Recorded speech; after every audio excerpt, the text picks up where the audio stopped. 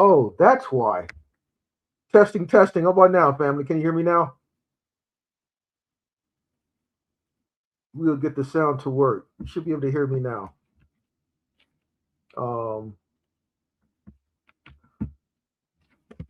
can you hear me now? Good now. Perfect. Okay, thanks. Thanks. There we go. Sorry about that, family. I didn't even place myself in the studio.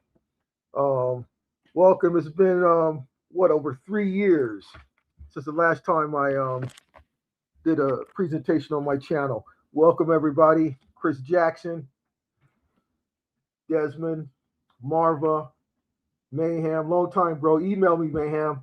Here's my email. Um,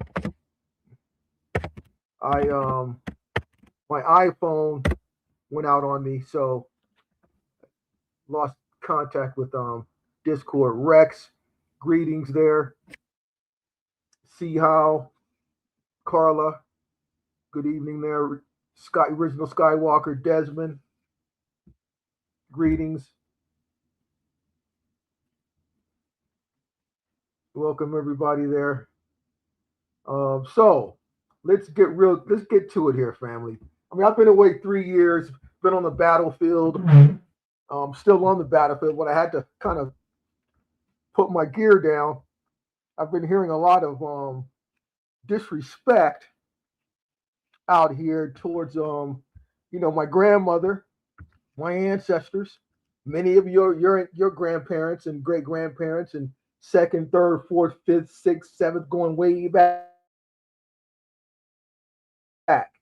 We've been highly disrespected by many foreigners, mainly a lot of these foreigners from Africa, for some reason within the last few years, got a little honorary and disrespectful. And you can only take so much, right? We can only take so much. So when you start poking at the bear's gonna come out, and bear's gonna bite you. So there's been this trend going around. I did my best to try to ignore it and stay out of it. But this whole issue of us here in America with no culture, we don't know who we are. I mean, we're very humble, and it's actually to our detriment sometimes because we tend not to really talk, and we let people say certain things and they get away with things because of our humble nature, and we tend to not show off. We tend to let our game, as an expression in sports, let your game do the talking, right? But sometimes the disrespect gets so crazy, you're gonna have to kind of like, set the record straight, right? So, you know,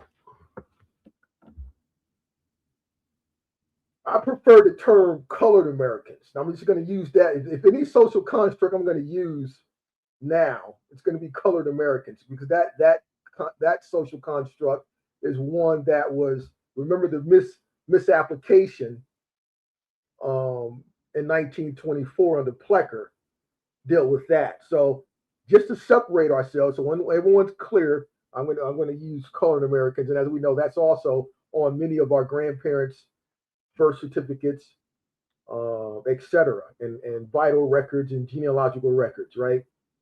So there's this character, and all these people are actors, family. Frank Zanu and all these people are actors. They're paid to come out and say, emotionally charged statements to get us going, right? And I want to start off because I seen this question from this other particular individual. Let me share this. Let me share my screen here. Let me share my screen here. Share screen. Share screen. Entire screen. There we go. Okay. Share. Boom. Okay. And we're gonna have a part 2 to this, family. And then I excuse, forgive me, but I didn't shave. And so next time I'll kind of, you know, turn my camera on there and everyone can see my beautiful face. But it's not about seeing me. I'm not an actor. I'm not a personality. Not about, I don't want you to divert your attention on my beautiful face. I'm going to show you the facts. Because, see, a lot of people love to talk in front of a camera, showing their face, but they don't show anything. And that's been our problem. We're listening to people with no receipts. So we need to stop focusing on individuals. This is not, to get us out of Hollywood, celebrity worship paradigm there. But we have to break out of that, family. We have to break out of that. So let's start off here. Let's start off right here. Okay. Because we're gonna set the record straight here. Okay. So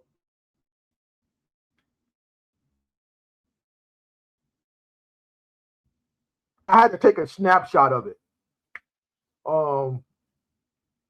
I wish I could remember the channel, but I don't. But hopefully everyone can see that there. So this person asked a question here. What is your ethnicity? Please explain. Ethnicity, what are your social groups' shared cultural identity? What are your common traits like language, ancestry, traditions, religion, and history, distinguishing them from other groups? Okay. Make a note of that, family. Ethnicity, cultural groups. I mean, it's almost as if we're some little minute little tribe who's being examined by university sociologists or anthropologists, right? But we're not that. Okay, so ethnicity, make a note of that, family. Shared cultural identity. Okay, now let's go to this individual who's kind of like our feature here, one of the features here, Mr. Zanu here. And he appears on individuals' platforms, and he was on these youngsters' platform, but these kids don't have the intellectual experience or knowledge of real American history or themselves to even put Mr. Zanu in his place. So it wasn't even a fair fight, right? So this, I'm going to show you what he said. I'm going to show you what he said. Right? Hold on one second. Just send this email off here. Let me get to this video here. So let's see here. Okay, here it is right here. Hold on. Let's get to this guy. I'm sure many of you may have seen this, family. But this guy was not properly put in his place. And he's going around, people allowing him to talk and disrespect.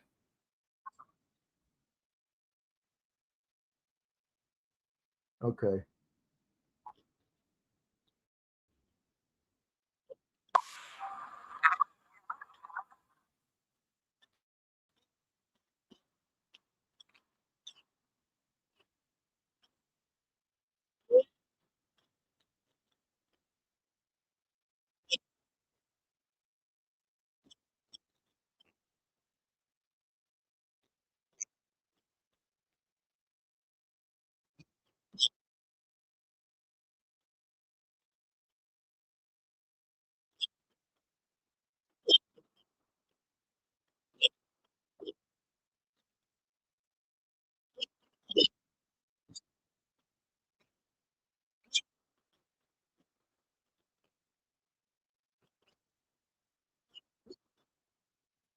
Okay, I can't even stand that. That's enough, family. But we get it, okay? So he says we have no culture, and he asks, is twerking our culture? Okay? So now, first of all, Zanu, we agree with you. We agree that African Americans don't have culture. We agree with that. We have no problem with that because, first of all, we're not African Americans. African Americans, that's evil social construct Oh, it's only been around for 38 years. Okay, so we agree with that. So what they made from 1988, that African America, yeah, there's no culture because we didn't agree with that. That doesn't apply to us. Okay, so we understand that that was the attempt to replace us eventually with real Africans, and we're seeing that played out right now, 38 years later, when that evil term was created. But let's step back. So we have ethnicity and we have culture. So let now, you know how we do it, family. We're going to examine everything. So let's look at the etymology of the word culture. Let's look at the etymology of the word culture. Okay, let's do that. Hold on. Etymology. Let's go to the link. Let's go to the link here. Sorry, family. I'm not even looking at the chat or anything, so I'm just focused on presenting the receipts here. So I can't even see anybody there. But you know, well, let's just break this down. Culture. Okay. When we look at root, we always gonna go to the root meaning of the word, the etymon. Okay. Culture. Mid 15th century, the tilling of land after preparing the earth for crops. From Latin, cultura, a cultivating, agriculture. Figuratively, care, culture, and honoring. From past participle stem of colere, to tend, guard, to till, cultivate. The meaning, the cultivation or rearing of a crop. Act of promoting growth in plants. So, in other words, family, culture, cultivate, deals with agriculture, farming, land ownership, land management, producing crops on your land. So, when we're talking about that, there, obviously we have culture because we have land. Our ancestors owned the land. And we're going to get in and break that down. So, culture is tilling of land,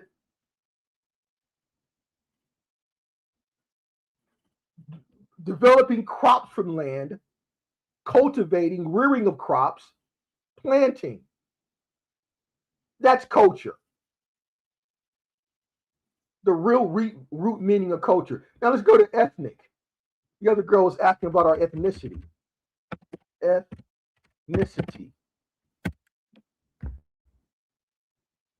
Okay.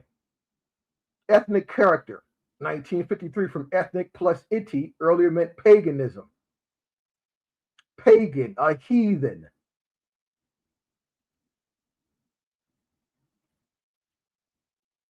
Adopted to a genius or customs of a people, peculiar to a people, and among grammarians suited to the manners or language of foreigners. From ethnos, band of people living together. Nation, people, tribe, caste. A heathen, a pagan, one who's not a Christian or Jew. Okay. In Septuagint, Goyim, Goy,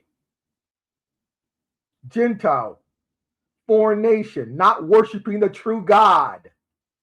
Now, like I said, it's not doesn't apply to us. So to answer the chick's question, what's our ethnic? No, it doesn't apply to us. We deal with culture being the owners of the land, right? And we're going to get into that. And going back to my presentations, you know what I'm all about. I'm all about land ownership and reclaiming land. All right. So, but now we understand the root meanings of the word culture, dealing with the tiller of the land, the landowner, the farmer, the agriculturalist, the ancient farmer, and we're going to show and prove. We're not going to talk. We're going to show and prove. Okay. So, but before we do that, let's examine who we're dealing with. Okay. These Africans. Let's see what they have. I'm going to go directly to them. Okay, so I'm going to show this here clip here. Um, okay, right here. Let's watch this here. Here we go. A little video clip here. Here, just right from the horse's mouth. No thanks. Let's blow this up.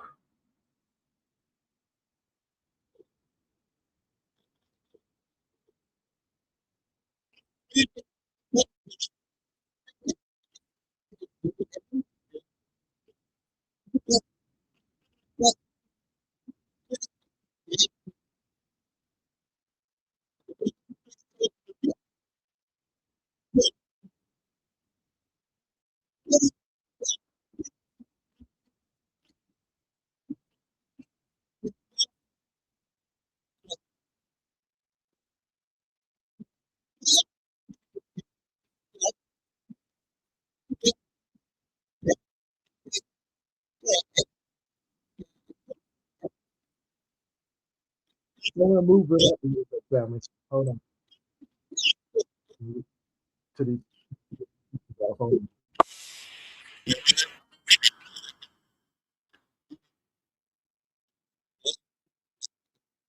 Let's move it up.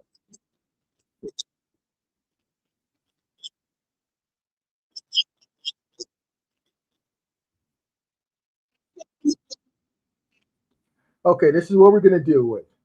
Okay, 500 million Africans without what family? Identity. Okay, let's let them continue.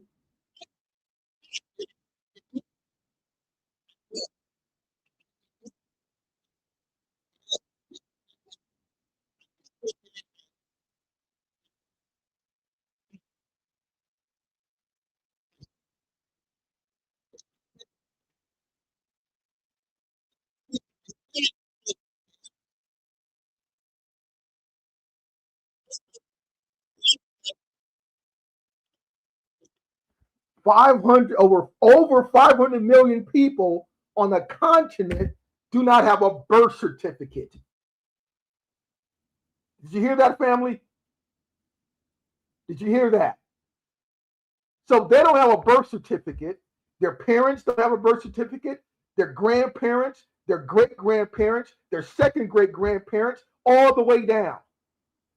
I'm going to show later on one of my maternal ancestors, Stephen Presley, born in 1820.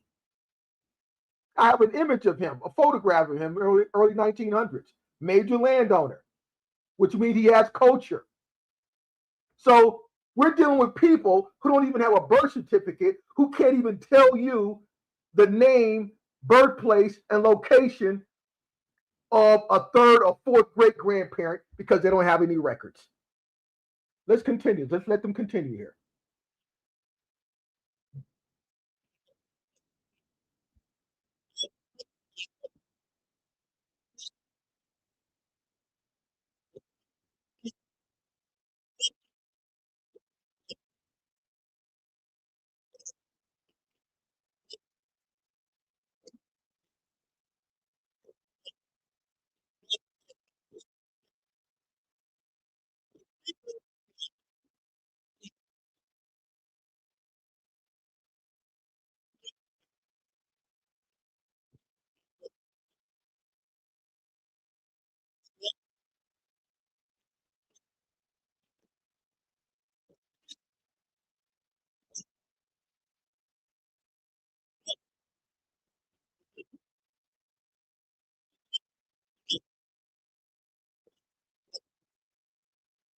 Let's stop right there, family. So they're talking about because they don't have any documents, no paperwork on who they are, who their ancestors are.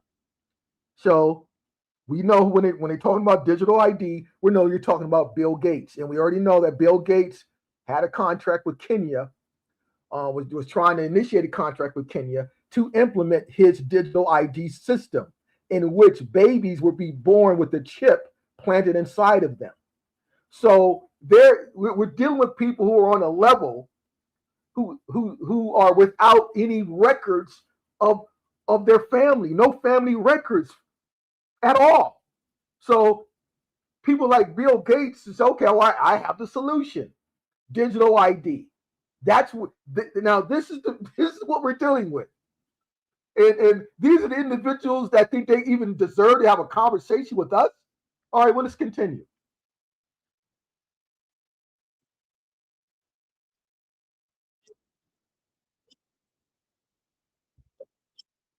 Half a billion Africans without identity. I didn't say that. That's what they're saying. But they say we don't have an identity. We don't know who we are. Let's continue.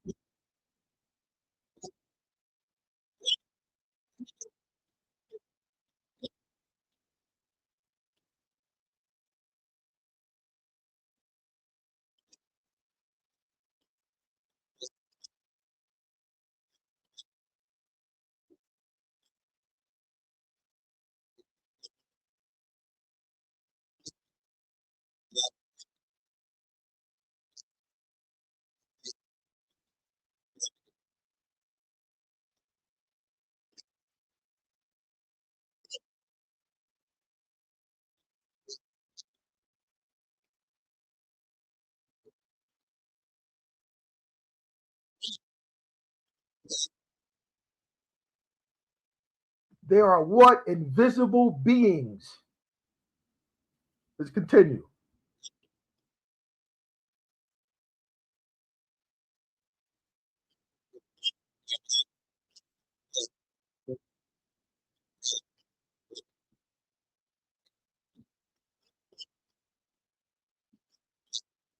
There we go. The magic word. What did he just say? We do not have what's called property rights. We just know the word culture just with tilling of the soil, farming, agriculture. They have no property rights. Which, so you don't have property rights. You're not an agricultural. You're not a farmer. You're not a tiller of the soil. You have no what family culture, because culture produces. The farmer can produce substance for his family, his town, his county to survive and live and be healthy. So they can go up to other areas of human activities such as creating, such as, you know, coming up with ideas and land patents that the world can benefit off of. You can only be in that position if you're comfortable, you're well fed, and you got the basic foundation of culture, which is managing and producing crops for the land so you can live and survive. Continue.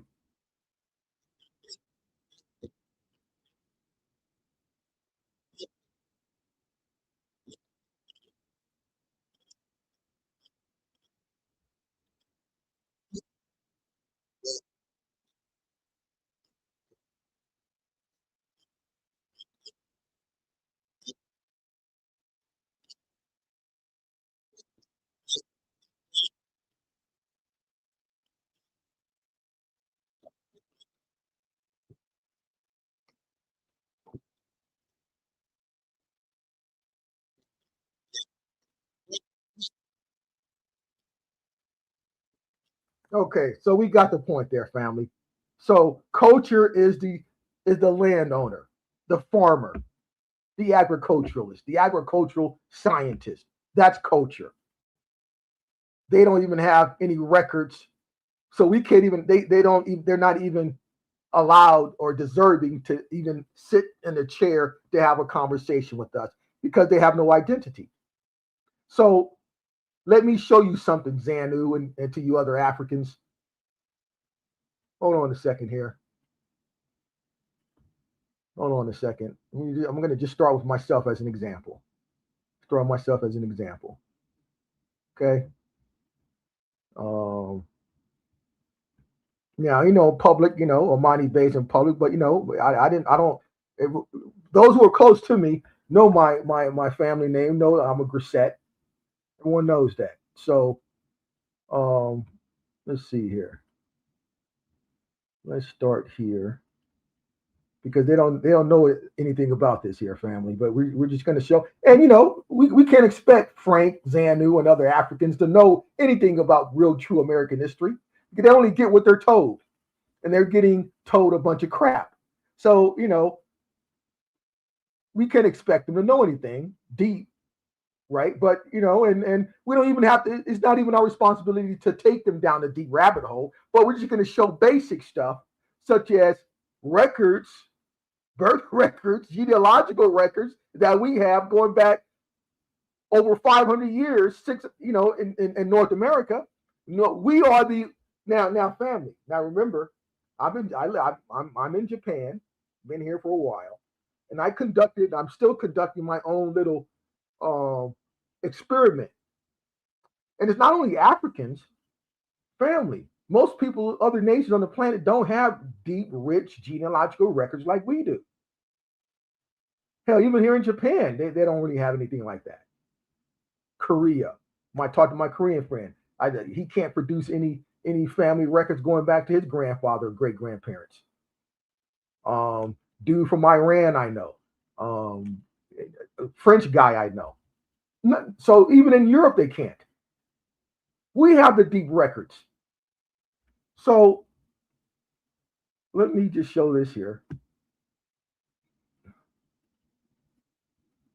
And I understand, with the creation of that term African American by Jesse Jackson in 1988, and 38 years later, these Africans are getting honorary, right?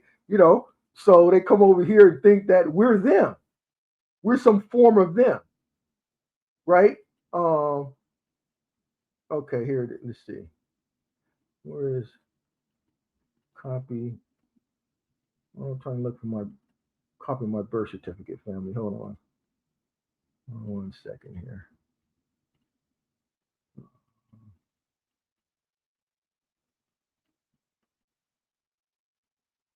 1 second here.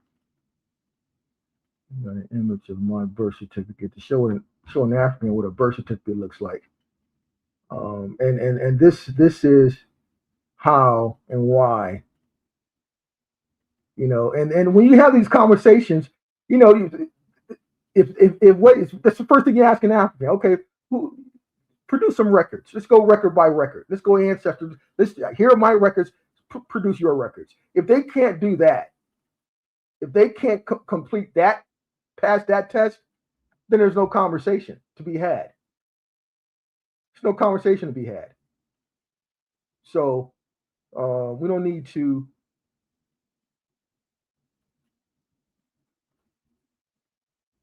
Let me see here.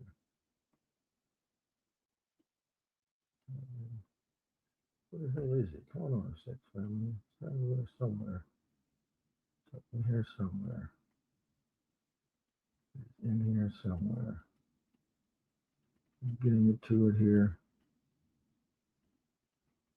Getting into it here. 1 second. Birth notary. I'm gonna get to it, family. Hold on. Be patient here. Little patient here. Certificate, non notary. Okay. 100%. Oh, well, here's my. While I'm looking for that, I'm going to show you. Let's just show this here. This is my grandfather's marriage certificate. Let's see.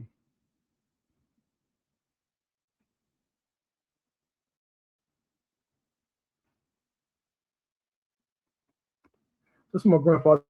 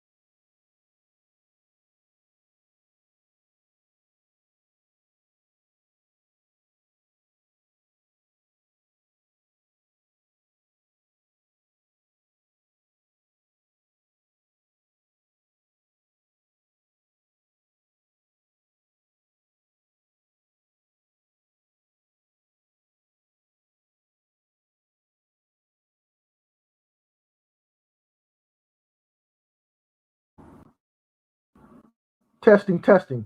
I don't know what happened there. Can you hear me now? Let me know if everyone can hear me there. Can you hear me now?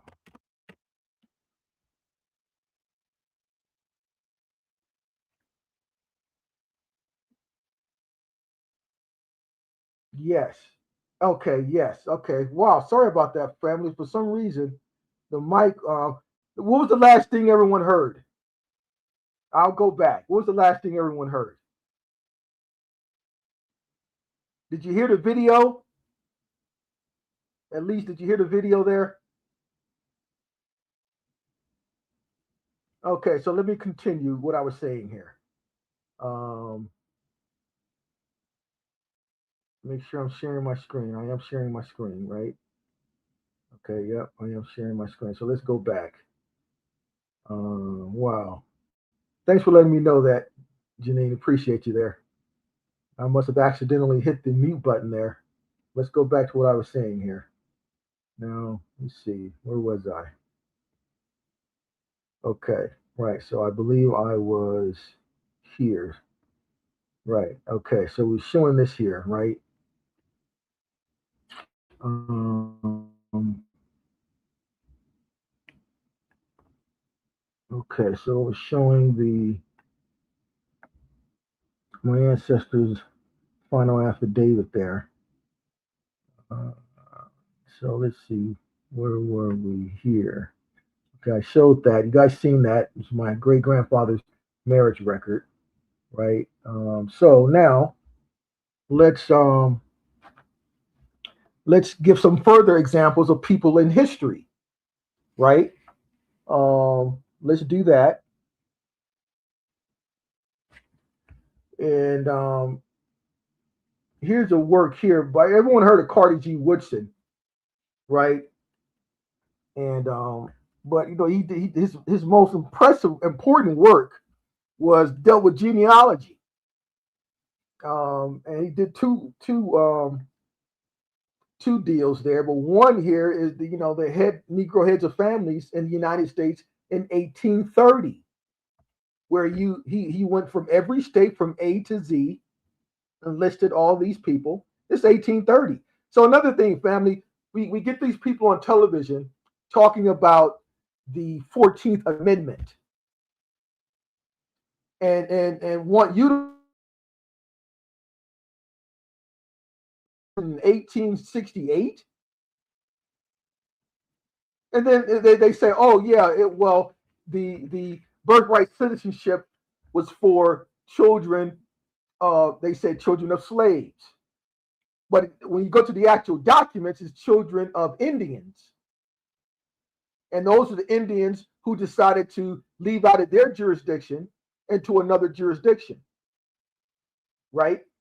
But don't just listen to these people on camera talking about you, because you are your own individual with your own family name and paternal and maternal ancestors who are different from mine, different from the next person. So we have to stop thinking this is some all monolithic group and we're all the same. So you get to know who your ancestors are, right? Because here in this particular work by Carter G. Woodson, 1830, there's thousands upon thousands of names of many could be your family name members. So you definitely need this in your library, family, because it goes from Alabama all the way to each state with all these names. And these could be many of your ancestors during this time in 1830. This is another tool for your genealogy to crack through a lot of these walls, right? Because these individuals in here in 1830 are adults. So they would have been born in the late 1700s or early 1800s, right? So this is a valuable work here that you need here. And all these people, all these names you can find on census records as well, which means only American citizens could be citizens listed in the census records. So this notion of the 14th Amendment applying to this all monolithic group is a bunch of sorcery. Know who you are individually, right? So right. So this here work here. Look that up, Carter G. Woodson. After I finish my presentation, you can email me, and I'll send anyone the link who wants it. Right. So that's important there to show that. And also, I'm going to show this here for people as well.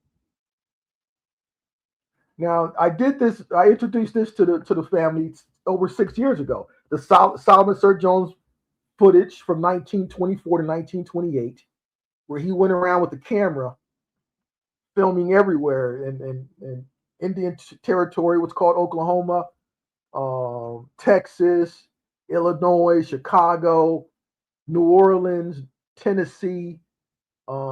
He went international to London, Paris, Marseille.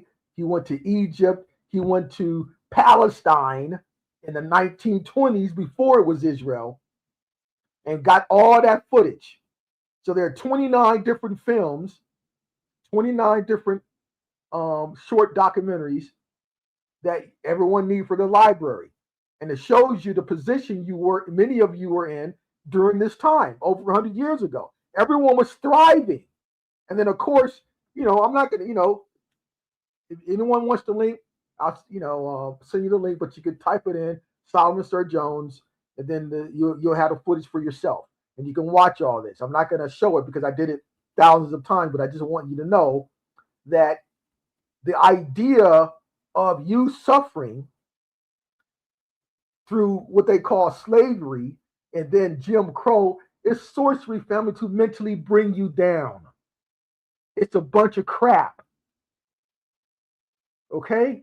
So, of course, also in the footage, you have the first true oil barons in America, the Ragsdale families, the Davis families, with thousands of acres, oil wells, oil fields.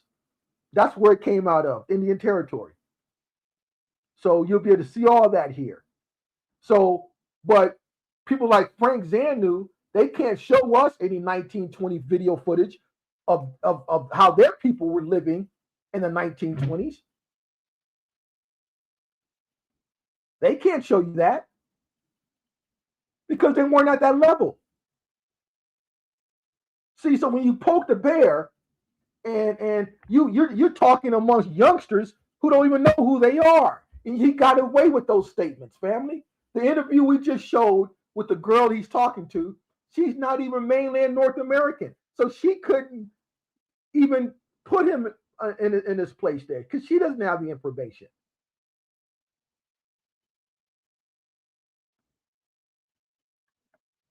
Right? So we got that Solomon Sir Jones footage. Now, let me tell you a story about this real quick, family. This here was hidden for years. Right? He's born 1869 in Georgia. And I did his genealogy. He's also come from landowners there in Georgia. And it was the film was lost, and then it ended up being auctioned off in New York. And then it came into the public, and I was blessed with it about 7 years ago. And I introduced it on A1's channel, right? And a lot of people promoted it and put it on their channels, but you don't they don't know who we are, and that's expected, family, because we don't control our narrative. The media and the education, they're getting all that false information, and but you're going to be exposed to some of our greatness today. We don't need to tell them every deep thing. No, that's not our responsibility. We just but when the disrespect gets so disrespectful, we're going to have to kind of like tap at them a little bit there, right? But now let's move on to this here, and this will be the monster here, family. So let me show you how the sorcery is and how they basically, because people like Frank, they're going to depend on the mainstream narrative, right? I'll have a part two where I'm going to destroy that mainstream narrative. But they let me show you something. Just type this in real quick. Watch this. Uh, Coffee.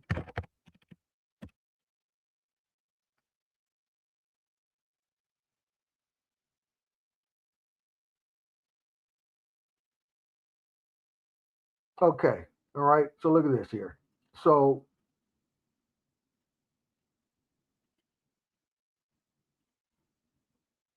now look at this. So here's an example of the sorcery, how they try to turn us into Africans. So when we do it, just a simple type in of Paul Cuffey, what does it say here? Born free into a multicultural family on Cuttyhunk Island, Massachusetts, Cuffey became a successful merchant and sea captain. His mother, Ruth Moses, was a Wampanoag from Harwich, Cape Cod, and his father, an Ashanti, captured as a child in West Africa. You see this? This is, it goes on and on and on. They're going to slap that onto you, family. Now, we know that, first of all, they have no ship manifest, any of that. And we remember, family, if you have an African brought over during this time, that means they have language. They don't speak English. They don't speak English. And then they'll tell you, or they say his father. Okay, yeah, his father was captured, right? Which meant his father would have had his language. So you'd have vestiges of the so-called Ashanti culture there. Now remember, these people were one of the most wealthiest people on the planet during their time. Not only that, they were mariners. They had their own ships. So if there was any kind of African connection, the first thing they would have done was went back to their homeland, to their village, to bring their people back, so their people can get out of poverty and live like kings and queens. You would have had that exchange. Not only that, you would have right now, if Africans who are Ashanti know that they have true American ancestry in America in the 16, 1700s, they'd be non-deportable. Trump wouldn't be able to deport them. They say, wait a minute, Trump. No, bro. I got long lost family members here, dude. Your grandparents just got here in the 1900s. You can't deport me. I'm a descendant of the Cuffies. And then they show the paperwork. But there's no African invoking that argument when they're approached by ICE.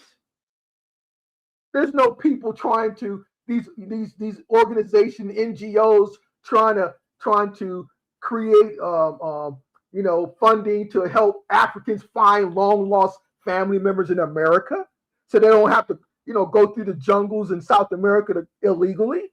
They'd be looking for family members. And most importantly, if we were them, we'd have that physical trait with the receding hairline starting back in Texas. So you get a lot of these people talk about they're African, knock him out and take him to the barber and have that barber give him that African hairline, family, and see how he feels. That'll shut a lot of this stuff up. But now let's get into Paul Cuffey here. But now, first of all, his family name is not Cuffey. The family name is Slocum. And next time I'm going to show that Slocum name and that Slocum family, because I got records in the 1600s about them down in the Caribbean to salvage many of their ships in the 1680s. They were advanced divers, and the Slocum Wampanoag Slocum men went down there to salvage their ship down in the Caribbean. I got the whole story. That was in the 1680s. So Cuffey's not the family name; it's Slocum. So you'll notice a lot of this where they'll give you a name, but it's not actually the family name. It's not the full name of the individual. But he had a son, family, named Junior, Paul Slocum Jr. or Paul Cuffey Jr. And I did a bill a couple years ago, 2024, where I talked about the Compton Indians up in the Northeast. There's a town called Compton. And I have all those, I've introduced all those records, court records, 1700s of all those melanated Indians up there. But now his son, also a mariner. Now remember, in Wampanoag tradition, all males had to be work on the ships in the sea. And they had a monopoly, family. I'm going to get into this later. They had a monopoly on the most valuable resource on the planet. So before crude oil and natural gas, there was whale oil from sperm whales. That oil lit the streets, the light bulbs. It had many uses all around the world. They had an exclusive monopoly on it going back probably thousands of years. And they didn't lose control until like the mid 1800s. So his son wrote a journal of his travels, 30 years of travel. So let's just share, I'm going to share a little bit of that directly from him, his work. That this kind of stuff they hid from us, family. So here it is here. Life and Adventures of Paul Cuffey. This is Junior. What did he call himself? A Pequot Indian. Of course, the Pequot was all up under the Wampanoag jurisdiction. Pequot Indian. During 30 years spent at sea. He penned this in 1839. Okay? Life and Adventures of Paul Cuffey, a Pequot Indian, during 30 years spent at sea, traveling to foreign lands. Okay, so here, he says here, a descendant of an Indian family which formerly resided in the eastern part of Connecticut and constituted a part of that fierce and warlike tribe of Indians called Pequots, of whose exploits in the early wars of New England the reader may become acquainted by perusing Trumbull's History of the Indian Wars. That's what he called himself. He didn't say Ashanti. He didn't say West African. Now remember, they had all the ships. Any kind of connection, he would went back there to his village, and you would have had those Africans in the Northeast being citizens, having that connection. Trump's deporting West Africans right now. So show and prove, African, that you got ties to us in America by invoking this history if you're connected to it, so you can become non-deportable. Don't talk, show and prove. Everyone loves to talk, family. Now let's go here and read some of his work, because this is what they kept from us. Okay.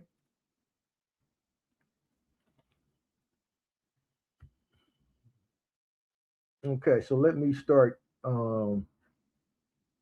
Let's start right here. At this port, we sold our load, after which my father, that's Paul Slocum Sr., or Paul Cuffey Sr., put me in a high school in Williams Alley, where I remained 2 years. This was an excellent school, taught by a friend Quaker, a very worthy man, whom I shall ever have cause to respect for his many acts of kindness towards me. Now, let me stop. Let me show you something, family. I'm going to show you the ships his father owned and built. I did this years ago. I'm just going to share with the family, because we got to get a correct perspective of this. But this is important. Now, mind you, culture first starts with the ground, with the land, where you have the agricultural brilliance and mastery of producing food to where you can remain in a settled area. You're not a nomad wandering like a hunter and gatherer. So you evolve from a hunter and gatherer into the farmer, to where you can stay in a settled location, have a community, because you mastered the art of farming and producing substance from the land up under your feet. That's culture. Once you reach that level, then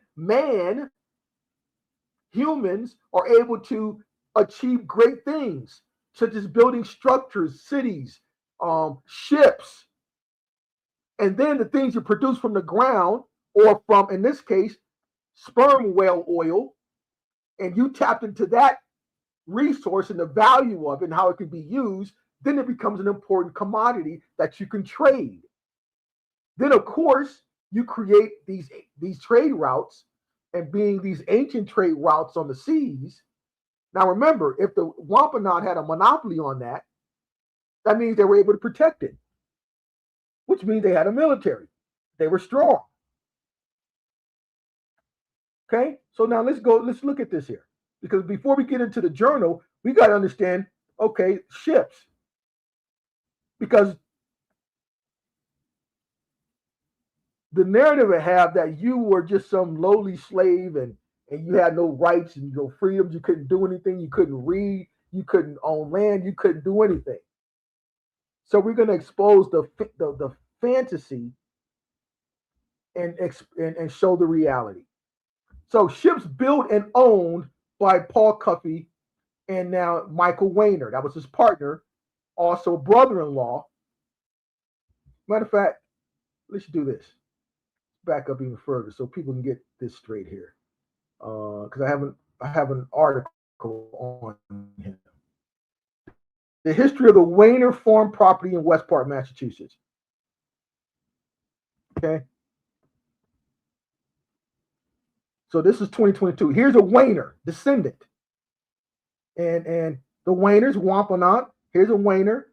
And the article, The History of the Weiner Farm Property in Westport, Massachusetts. Okay. This article's, that's Robert, is 2022. Okay, the Weiner Farm on Drift Road in Westport is included on the Paul Cuffey Heritage Trail because it played an important role in Paul Cuffey's story. Okay, so Paul Cuffey purchased this property for his business partner and brother-in-law, Michael Weiner, and sister Mary Weiner in 1799. Currently, a new group of descendants is in the process of restoring the 46 remaining acres of the property and transforming it into a historical and educational site, emphasizing its Native American heritage as personified by Michael Weiner, a Wampanoag, and Mary Cuff Weiner, whose mother was a Wampanoag. Okay, so this is what we're dealing with here. So now let's go back. Now we remember this is a descendant of the Weiners, and we go back to the ships owned by Paul Cuffey and Michael Weiner. So now we know we got a perspective of who we're dealing with and what these people look like. So 1778, 79, he built a small sailing ship. 1784, a 12-ton schooner. 1787, a 25-ton schooner. Cuffey and Weiner as owners. 1792, built the Mary, a 42-ton schooner, with Cuffey and Weiner as owners. 1795, they built the Ranger, 62-foot square stern schooner. 1801, built the Hero, 162-ton brig, owned by Isaac Coy Sr. and Cuffey, a quarter interest. 1806, the Alpha, 268-ton ship, 3/4 interest owned by Cuffey and his partner. So this is what we're dealing with. Now, what do you need to build a ship, family? What do you need?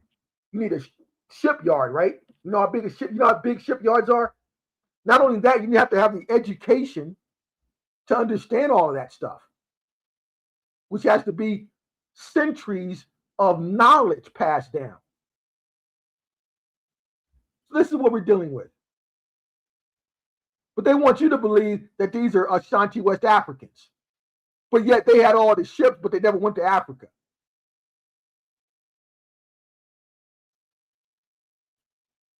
And there's no written language or West African language connected to that part of the Northeastern America.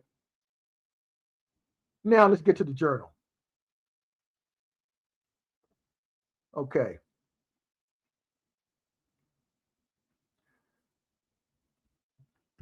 Let's see here. Let me get to an interesting part here. Let's see here.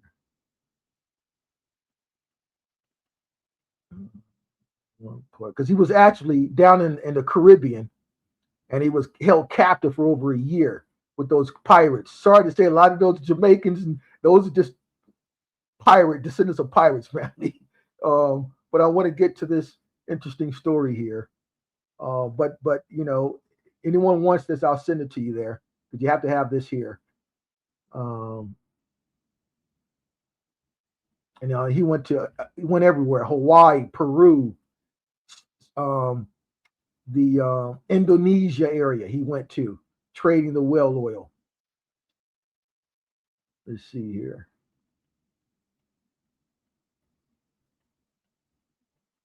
Okay, yeah, yeah. So check this out here, right here. We were again put in irons and otherwise harshly treated, and had given up all hope of ever seeing our native shores. When one day, soon after this, Captain Joseph Merrihew from Wilmington and Delaware was brought on board the prison ship with 9 other prisoners. This man knew and inquired of me how long I had been a prisoner. I told him, and he promised to help me to obtain my freedom, which promise he faithfully kept. He was a Freemason and a kind hearted man, and to his influence I owed my early release from the miseries of imprisonment, which I had borne for nearly a year. This humane man procured not only my release, but a large number more of my poor countrymen. This was a happy change to men who were sighting for freedom. We hoisted sail sometime in the month of August 1814 and steered away for Baltimore. Our ship was called the William Penn, Captain Turner.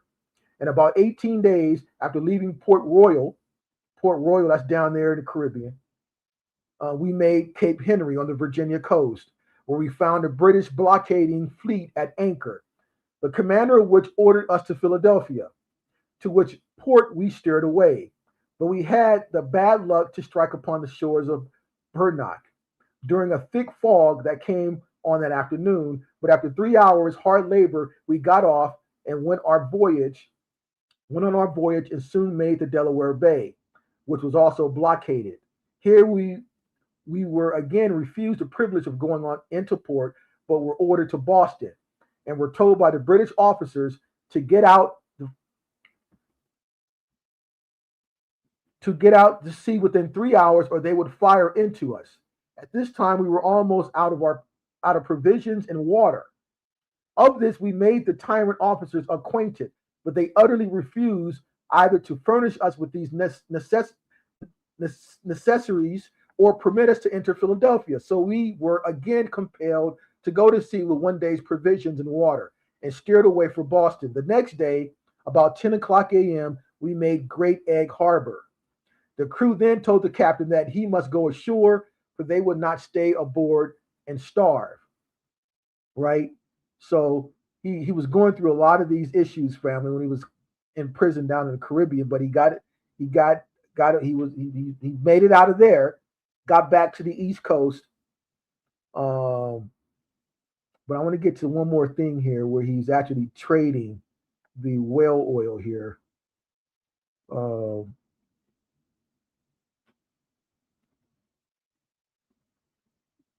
yeah, look at this here. We stayed at New Orleans 3 weeks. We took in a load of cotton and again sailed for Providence, Rhode Island, where we arrived after a passage of 30 days. So we now know from New Orleans to Providence, Rhode Island, it takes a month. Here we discharged our cargo and took in a set of ballast. And after staying about 20 days, we again set sail for Richmond in Virginia. After flour, we took in 1,700 barrels of flour at the latter place, and after staying about 3 weeks again, set sail for Boston, where we arrived after a sail of 15 days. Here we were paid off and discharged. After which I went home to New Bedford, my parents at this time being dead. That's his Paul Cuffey Sr. Here I stayed until the next year, to next June 1817, where I shipped aboard the Alexander Barclay, Captain Joseph Dunbar, bound to Baltimore for cotton. Okay, so these mariners, these Wampanoag Indian men, all of them were always at sea, traveling, doing business, and that was their deal for thousands of years here, right? Um, let's see here. Oh yeah, right here, Cape Horn. He actually circumnavigated around the Cape of South Africa as well. Um, he gets into that. Oh, the Galapagos Islands he went to, right? That's famous for Charles Darwin. So this is the true view window of what many of your ancestors were doing in the 17, 16, 17, 1800s family that you've been denied this information, right? Um, let's see here. Padua, Peru. Oh, look at this here, right? So here he went. This travels to Peru. Um,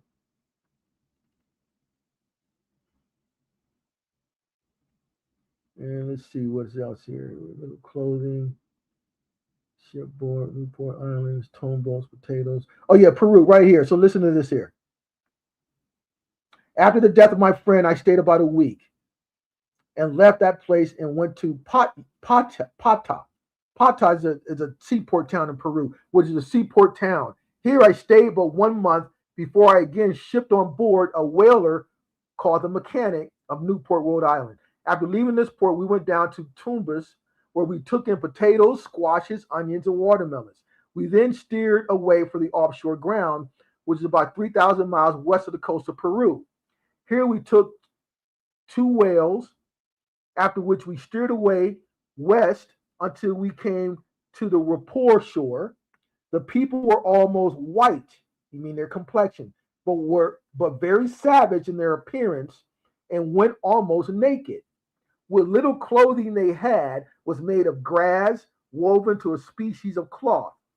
This they tied around their waists.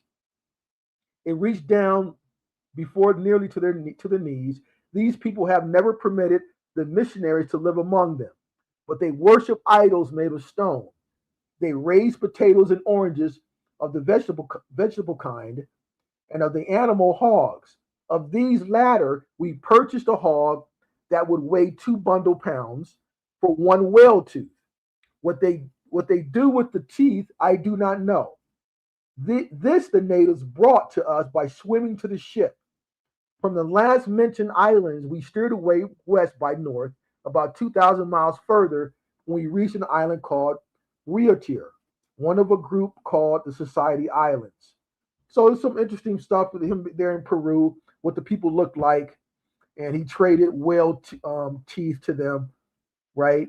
Um, so yeah, this is very interesting here. And then he ends it here, um, where he says here, yeah, 1838, and Paul Cuffey. It says Stockbridge, New York, March 18th, 1839 is when he finished penning this here work, 1839. But the image you get about our position during this time is sorcery. It's like a multiverse where we're in a different jurisdiction and these people created a whole new story about us and our ancestors, but it has nothing to do with reality, family. Nothing to do with reality. Okay? So and I want to show something else real quick to end this, just to show you how they hijack and co-opt and twist stories. Um, let's see here. Let me get into this here. Uh, so there was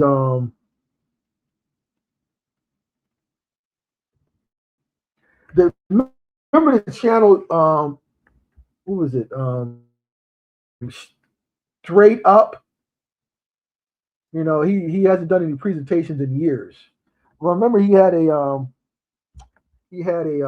deal on Robert E. Lee, right, and some of his brothers, right, and of course when you see an image of Robert E. Lee, they it's a false image. You got him looking like he looks like Bill Clinton, but he looked nothing like that. You know, and the brother showed a congressional record describing um, General Robert E. Lee as being dark complected, right? So we know what Robert E. Lee looked like, and then of course his father Harry Lightfoot Lee, and that whole Lee family. Now my mother's friend Janice, she's a direct descendant of Robert E. Lee. Um, and I just wanted now when Straight Eight did the presentation back a few years ago, he showed a little he clipped off, he trimmed off of the source where he was reading from and just gave us the sentence there, right? But I actually found the source, and this comes from an 1868 newspaper article. Um, and this was here, and I'll send this to anyone who wants it. It's the Weekly Freedmen's Press, Saturday morning edition, July 18th, 1868, right? So, death of General Robert E. Lee's half brother. Okay, see that? So this is the where Straight Eight praises to him, honors to him. But this is where he got the article from. So it's from this 1868 article, and it's about the death of General Robert E. Lee's half brother. Okay, so Mr. Alfred Lee, the well-known and highly respected colored man, who so followed the business and grain merchant, died at Georgetown, D.C., on the 20th of June at 62 years old, right?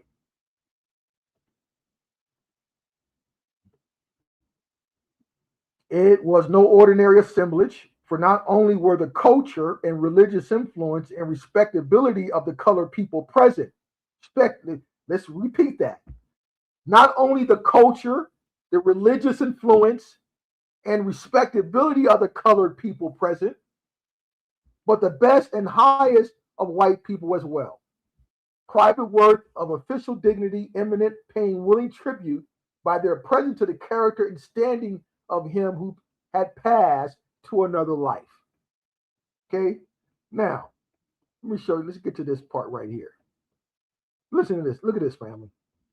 By eminent business ability, he so overcame the obstacle to wealth placed in the path of a colored man as to leave some $300,000 to his family and friends. Let's put that into perspective, family. Let's do this. Okay? We need to convert that. How much is $300,000? That's 1868, right? How much is that in 2026? Right? So let's find that out. Hold on. We're going to convert that. We're going to make that conversion.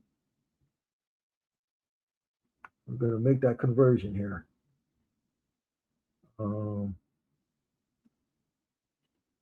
$300,000.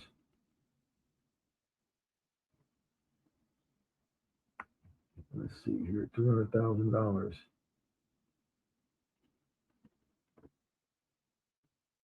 Okay, so let's convert. Hold on. Let's do this. I already did the conversion. It's basically like but I'm gonna do it together with the family. How much?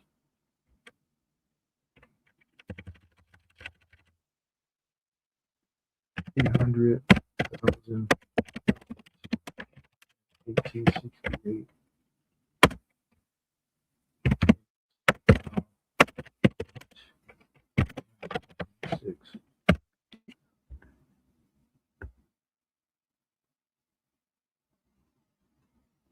Okay, the inflation calculator.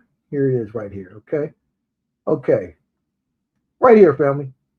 Start year 1868, end year 2026, $300,000. Basically $7 million. $7 million. So we think we're free.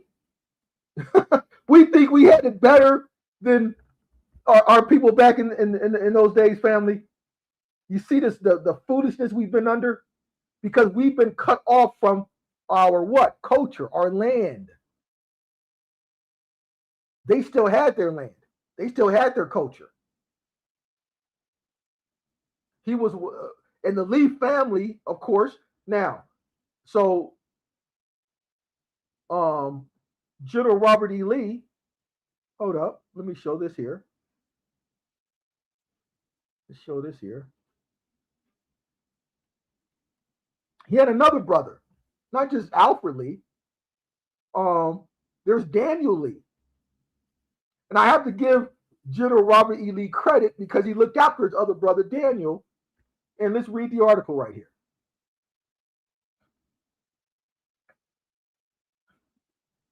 Here it is, General Lee's half brother, colored. Now, it's not about Alfred, it's the other brother, Daniel, right? It says here, to my memory of colored relative of General Lee.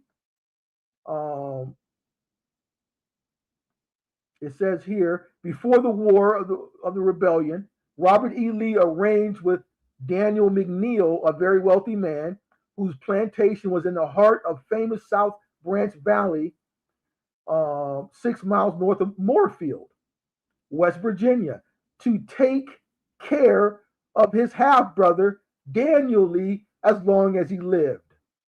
Daniel McNeil put him on top of a mountain 6 miles west of the manor house, where everything necessary was his to get and use as long as he lived.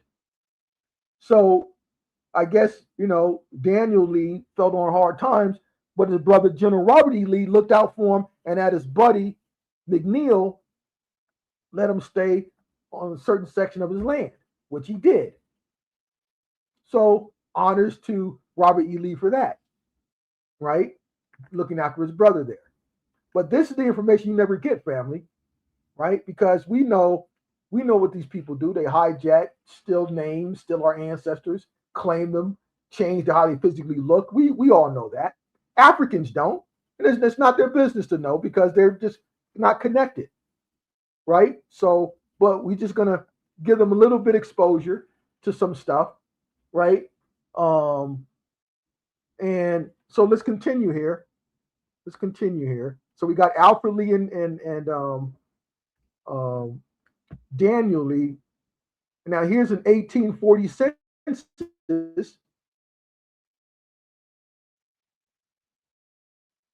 with Alfred Lee's Robert Lee's brother listed on here, right? 1840. It has nothing to do with what they call the birthright citizenship of the 1860s, right? So Alfred Lee, right there, 1840 census listed, right there, 1840. What birthright citizenship making him a citizen? He's been a citizen. We family. You got to remember, you have the old states, which you talk about the mother, Virginia.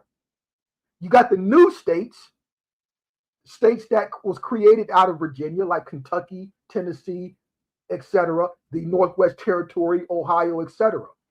Then you have the United States, which is just a baby, which is just basically certain American nations coming together to form said United States. We go way back before that. So you don't have no records on us about this new United States. Of course not. Because our ancestors go way back before that. So, but this is the kind of information that's not going to be out. And these people on cameras are told to say certain things, and it's all falsehoods. So your ancestor, if they're from Virginia, Maryland, they're rich records.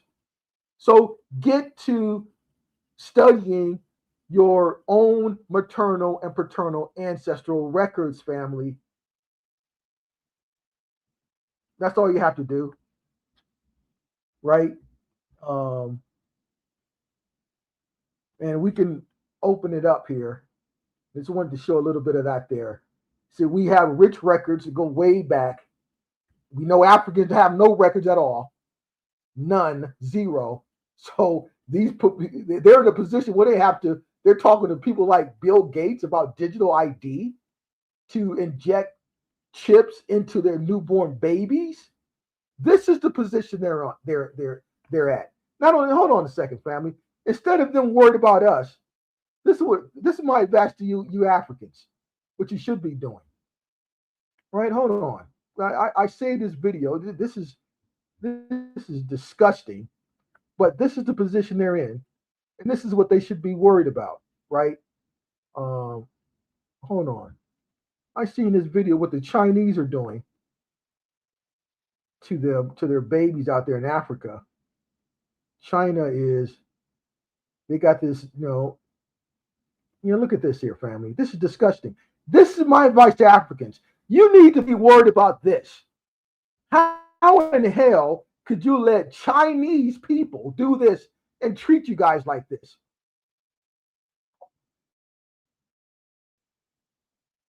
This is insanity.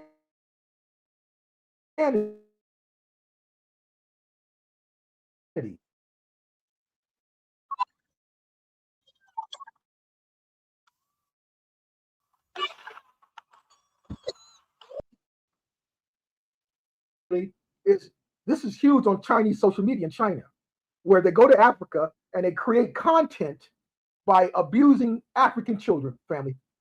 This is crazy. There is no way in hell some Chinese go to any of our neighborhoods.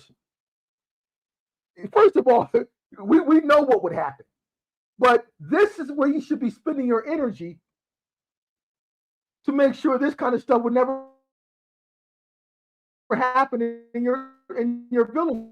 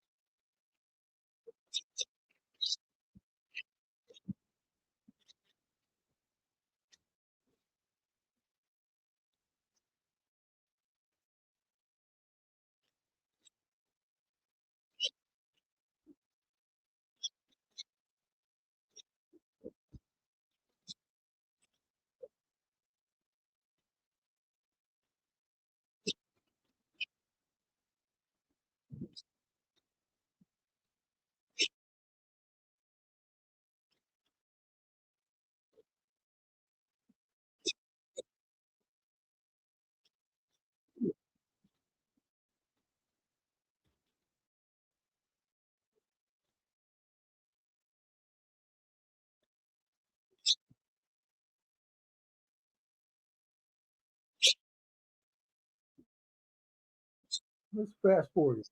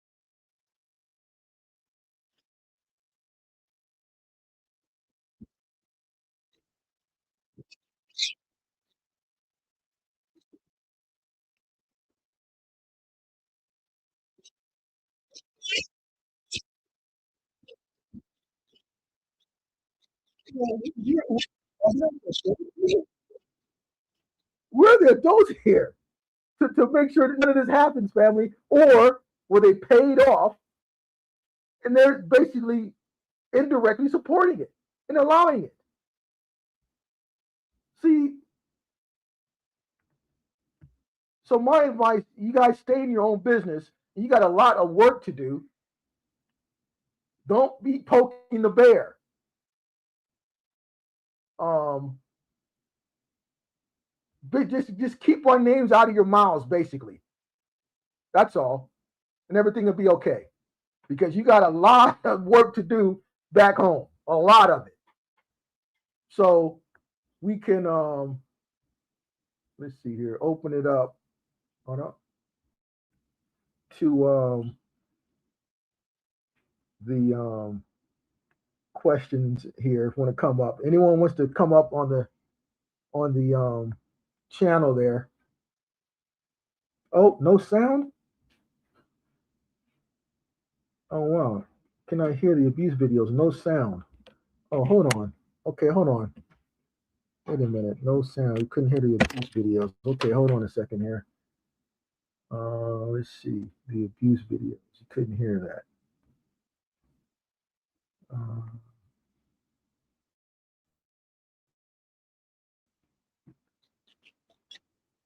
Yes.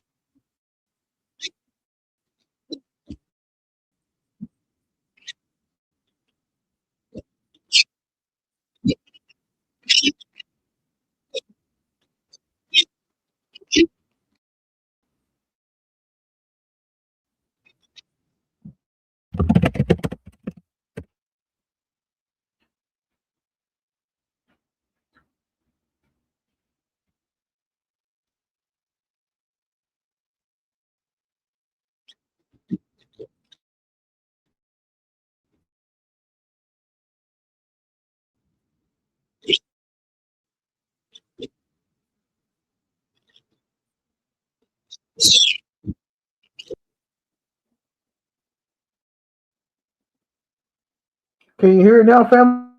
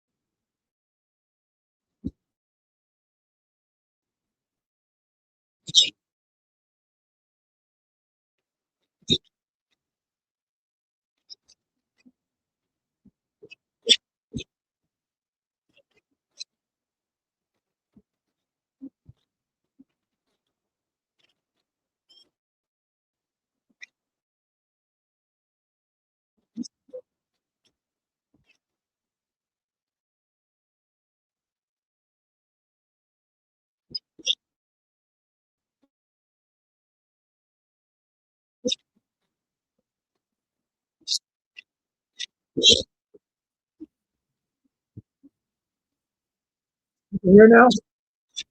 No sound. In and out. Okay. All right. Well, um, here's the video, family. So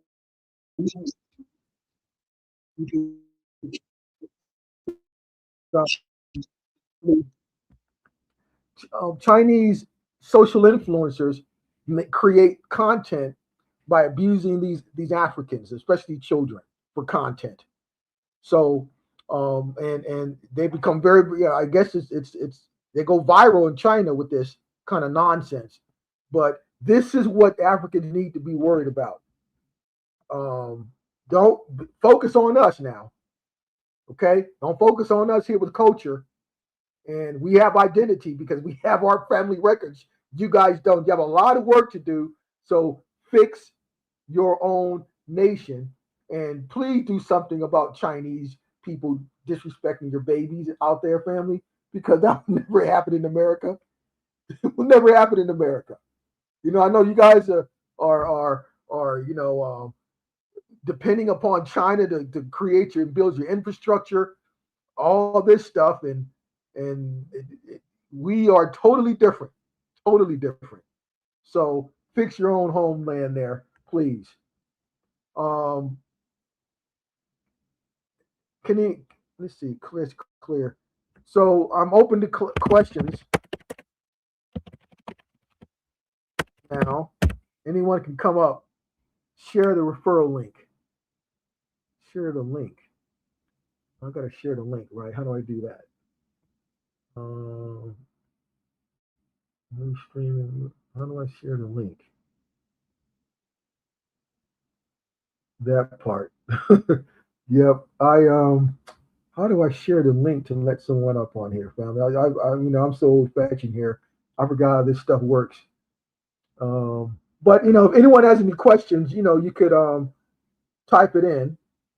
Um, closed caption works. Yeah, type it in there, and we'll have another part here next week, and I'll figure out the technology here, family. Sorry about that.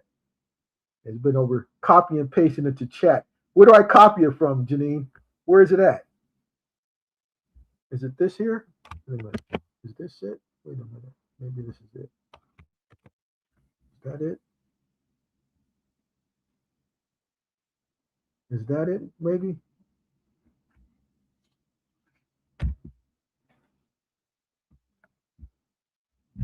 Media people.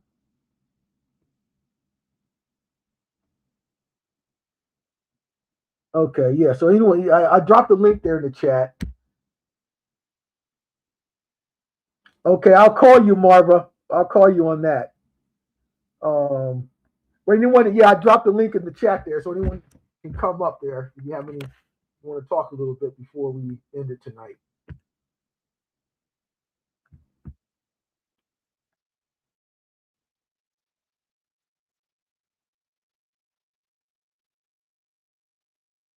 Okay, so that is it. That's the link.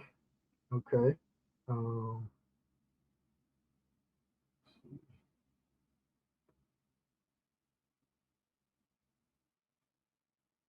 copy invite link. Link copy. Okay, so now I can drop the link again. Here's the link. Boom.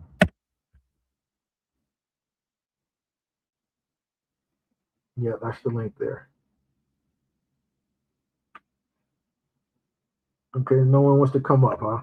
Okay. Okay, well, we'll go ahead. I know it's late tonight. We'll go ahead and end it there, family. And I have another part to this here because I want to continue on stuff because I actually want to show this. This is what I want to show next time. We can get into this here because hold on, let me show this real quick. A preview of what we're gonna get into next time here. Um, I'm gonna show, for example, Shakespeare's story Macbeth. Well, this is a real Macbeth. So this is Hugh Macbeth Senior, who born in South Carolina, 1884, moved to Los Angeles, um, and he was because a lot of these, like he was doing a lot of great work protecting, in particular Japanese, mainly Japanese in Los Angeles. From at that time, they were subject to deportations, and so he would protect them. And he was a lawyer, went to Harvard Law School, lawyer. Had his. Let me show you. Let me show this to you as well. I got a copy of his business card. He had two law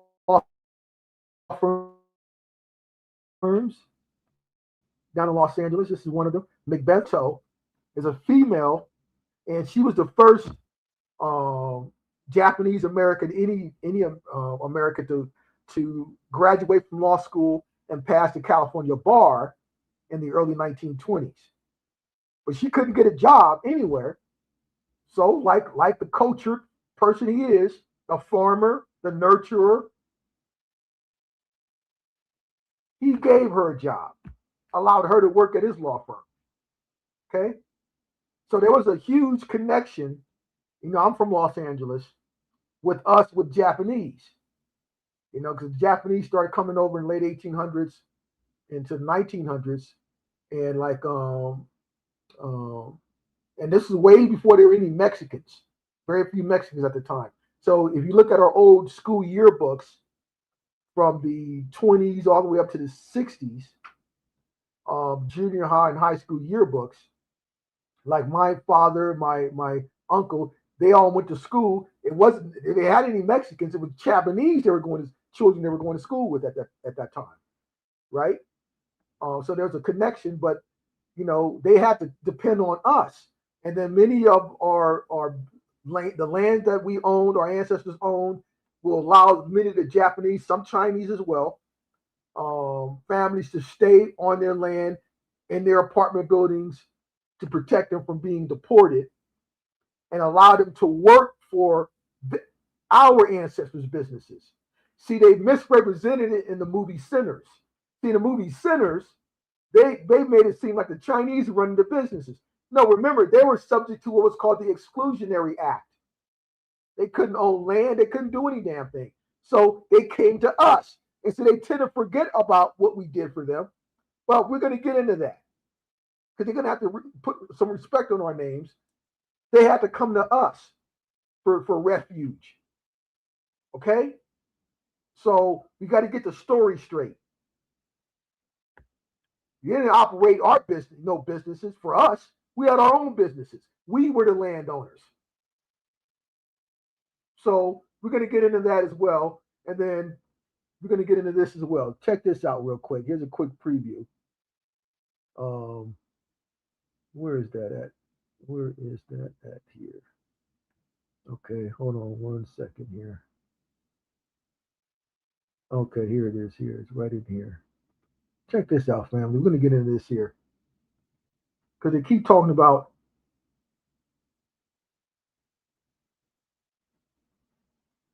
Oh, let's see. It is contract slavery. Okay, check this out.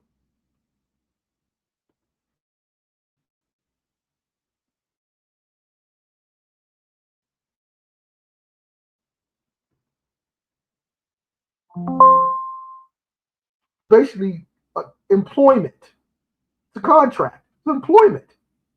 You got paid. Everyone got paid. Not only did you get paid, family, but check this out. Here is an agreement with freedmen. Okay, this is a contract here. This agreement made and entered to this fourth day of April, AD 18. That look like that's 1860. 60. Let's see. Wait a minute. Well, we'll confirm that day later. Okay, but in the 1860, by and between Charles, looks like that's a stack of the parish. Hold on. Hold up. What happened here? Hold up.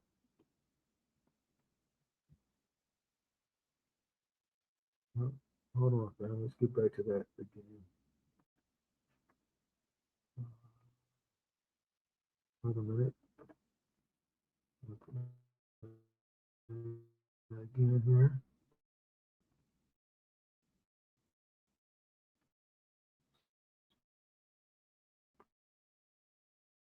Pull it up again here.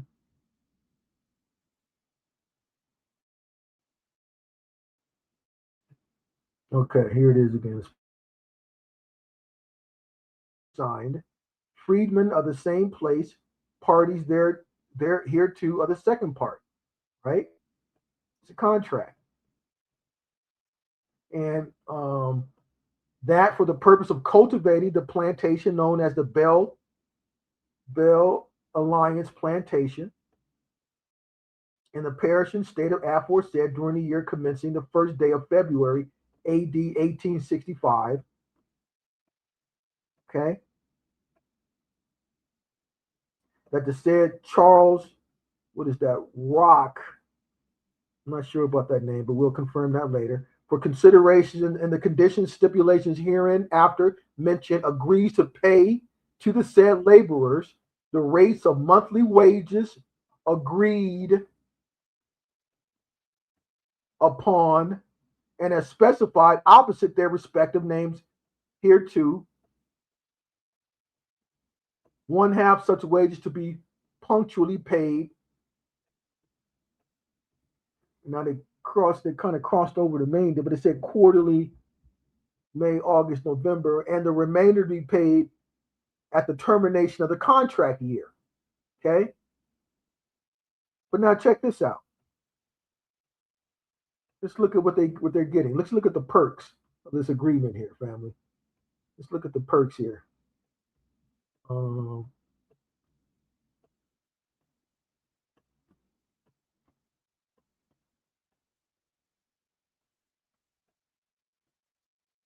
Okay, right here.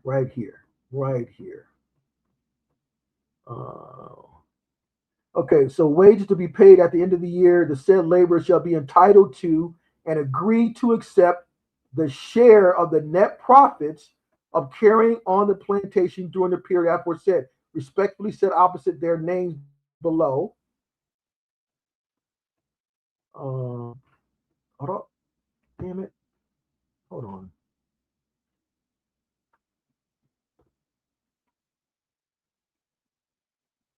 Okay.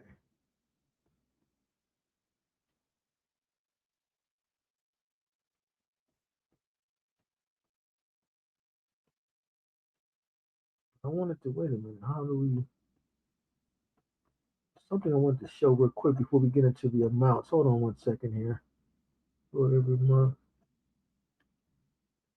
I want to show this real quick, family. Good condition. Okay, yeah, right here. So check this out here. Okay.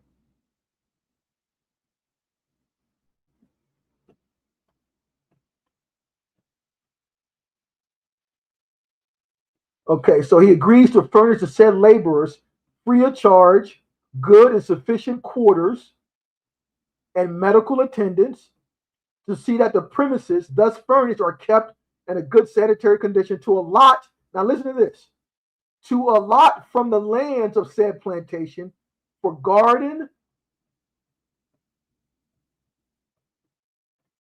purposes to each family 1 acre of land. 1 acre of land they get in addition to medical, salary, family. Wait a minute. 1 acre of land. Now let's put that into perspective, right? Okay. Now, a 5,000 square foot house is a pretty nice size house. Anybody would love to have a 5,000 square foot house, right? Family, 1 acre equates to 43,000 square feet. 1 acre. Not 5,000 square feet, 43,000 square feet. 1 acre. So part of this deal, this so-called slave contract deal, is each family gets 1 acre of ground, land. Such allotment to include a reasonable use of tools and animals, to exact only 10 hours work per day. And if any labor in excess of 10 hours per day is rendered, the same as to pay as extra labor. Time and a half, family. Time and a half. Okay? So, you get an acre of land. So now let's break it down even further, because many of these people who own the land and the plantation were our ancestors. But we'll get into that deeply in the next presentation. But now, and what you call the laborers would be children, other extended family members like your brothers, your sister's children, your nephews and nieces. Now, if you had 600-acre plantation family, who would you be giving these contracts to? Who would you give an acre to? Would you give an acre to an illegal alien or some foreigner who you don't know a contract? Where you're going to give an acre to that foreigner, knowing that foreigner is going to be close to your daughter or your niece? You're going to do that, family? Would you sleep comfortably at night? No. So who are you giving the contracts to? Who are you going to give an acre of land to? Who are you going to allow to live on the land that you sleep with your wife and family every night? What type of people will be allowed or worthy or trustworthy enough to where you're going to let them give an acre because you got 600.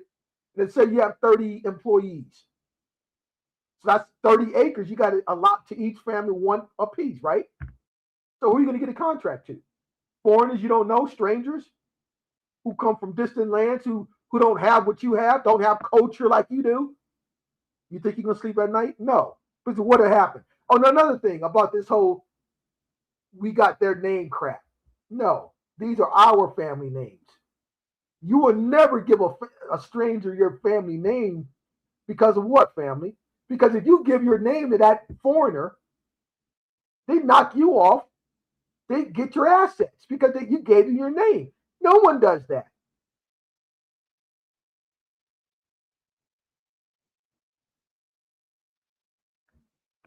And you're definitely not going to give someone your name and an acre of land and sleep at night. We know what's going on right now with the Democrats. Allowed all these foreigners to come over. They get these social security cards. They coming after. They change their names so they can try to blend in and not be subject to deportation. So think of it, 2026. You're going to allow an illegal alien to come into your house. You're going to let them. You're going to provide them a room to do some work, pay them, and then give them your name. Come on, family. We have to break the spell. We have to break the spell. So it's a lot of stuff we're going to get into for part 2 here. Okay. Um,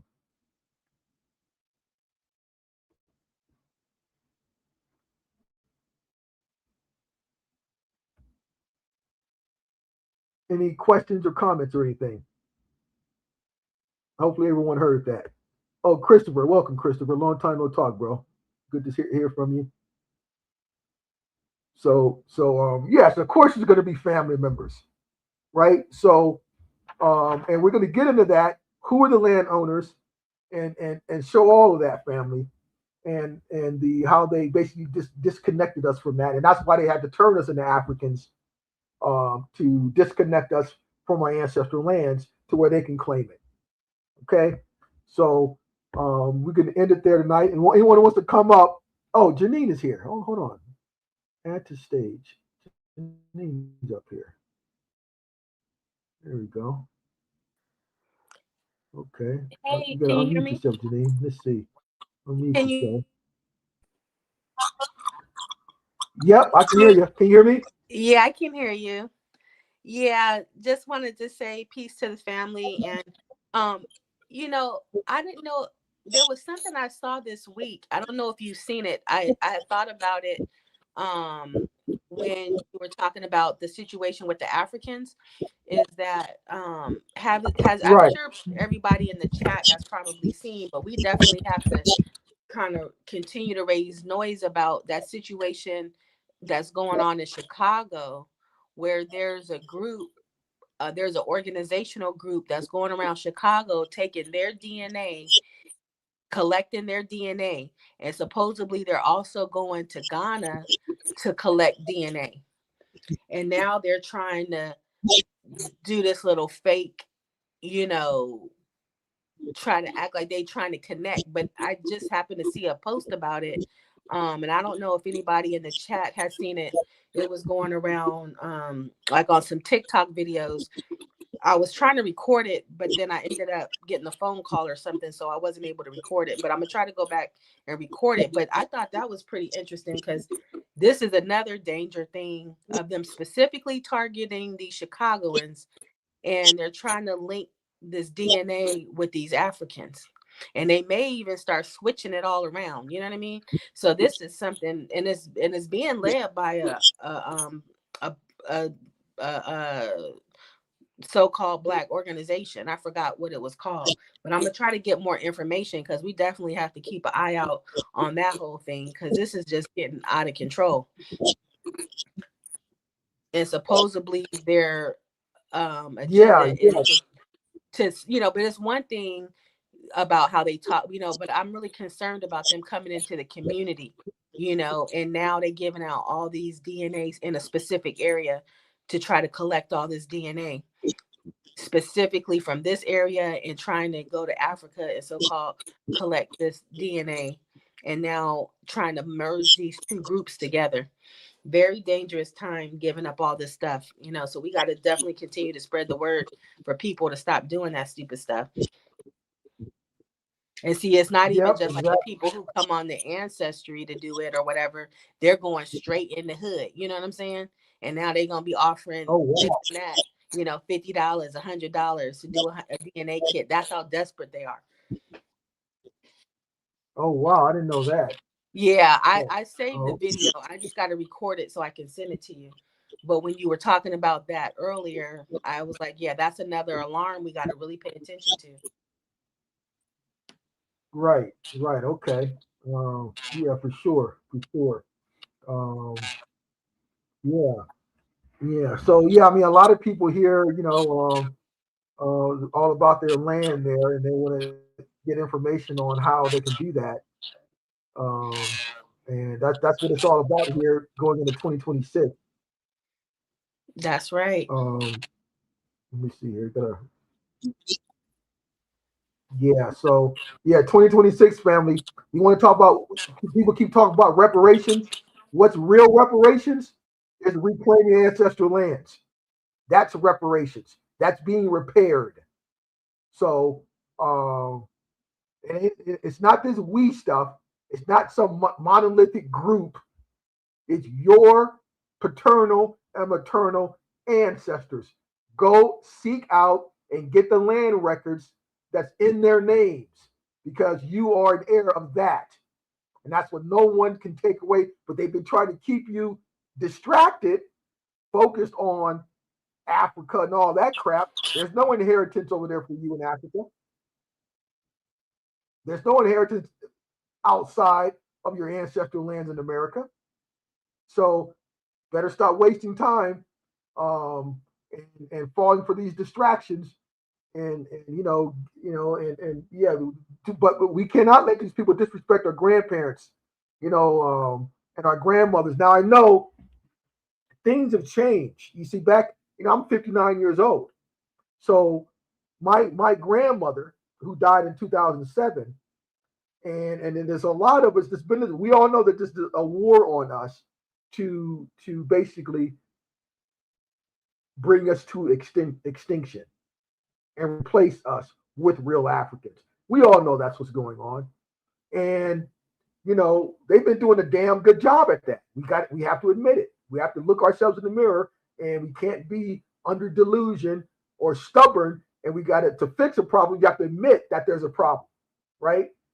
So, but remember, family, back in our grandparents' day, we had the family gatherings during certain times of the year where our grandmother would sit there and cook for everybody. And a lot of those people are no longer around. We're born in the 19 teens and the 1920s. They're no longer around. And then a lot of our younger females don't pass the tradition on as cooking. Many young people don't cook today. Many of them don't even have own homes today. Where back in our grandmother's day, everyone they own their homes where we all gather together at the house and celebrate a few times a year. A lot of that's not happening now because a lot of these current people don't have homes, and many of us would sell our grandparents' homes and for money, and that's no longer prevalent like it was back in the day. So we need to be aware of that and try to acquire land now so we can keep those traditions going on because they're trying to end all of that, family. They're trying to end all of that. So um, yeah, that's the we have to get back to that because that is our culture. Remember, culture is cultivating. It's agriculture. It's land ownership and land producing. That's culture. Okay, so no one has that more in abundance than us. And let me share this real quick. So we talked about the show. Let me highlight that real quick. I have this. this thing here, 1894. Let's see here. Um, let's see here. It was the. Hold on, real quick. Let me share this. Let me show them through real quick here. Um, 1894. 1894.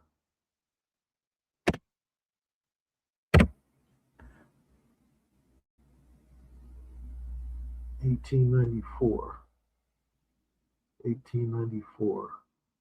Okay, right here.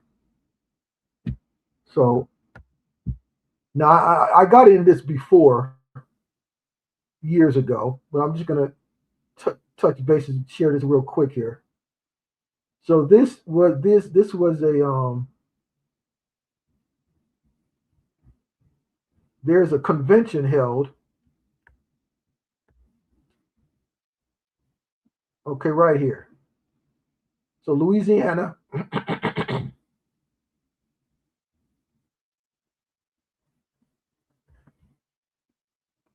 private lands. Let's get to that part real quick.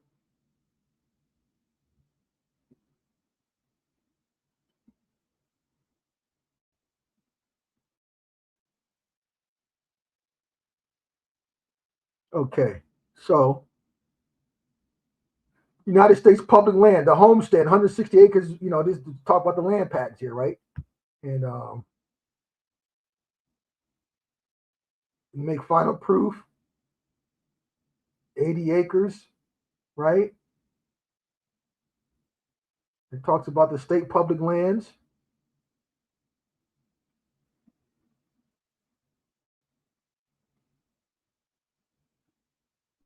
Exemptions from seizure. Our laws exempt certain articles of clothing, bedding, etc. from seizure in favor of lessee or tenant. The law also exempts certain other articles from seizure for debt. The law provides for certain privileges in favor of widows and orphans. State homesteads. Now, white and blacks. Now, check this out.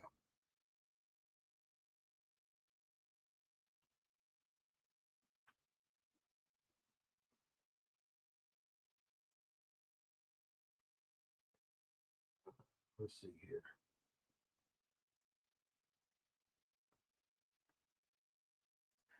Now, this is Louisiana, right? The blacks are mostly located in the alluvial lands. Alluvial land is the best land, family. Look up alluvial lands. And as a class, I believe they are better satisfied. They're better and have more property of their own than any people of similar education and intelligence in the world. The relations between them and their employers who own the land is friendly. So, and we already know that when we look at our ancestors, especially the patented lands with the land patents, and who are the heirs of these land patents, we know who they are. And if you don't know, then you better figure it out because you'll be left way behind. But land ownership, cultivation equals culture, right? But I'm going to get into this here as well. Let's check this out. Now, this was a convention held March 21st, 22nd, and 23rd, 1893, about the immigration problem or being open to immigration. So it was the Governor Foster of Louisiana. He got together with all the other governors. Now, check this out here. Let's see here. Chairman, ladies and gentlemen, the most casual observer of passing events cannot fail to recognize the fact that most, if not all, of the southern states are today devoting their energies to the development of their material interests and industrial capabilities. All the states are earnestly and diligently moving on the line. As a means of accomplishing this end, let me blow it up so everyone can see it.